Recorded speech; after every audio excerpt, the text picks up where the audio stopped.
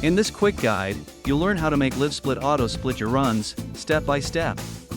First, make sure Livesplit is open and that you already have a splits file for your game.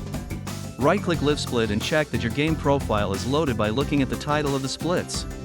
If you need to change it, choose Edit Splits, then pick the correct game and category from the drop-downs. Now let's add the auto-splitter component that will handle all the automatic splits for you. Right-click again, hover over Edit Layout, then click Layout Settings to open the Layout Configuration window.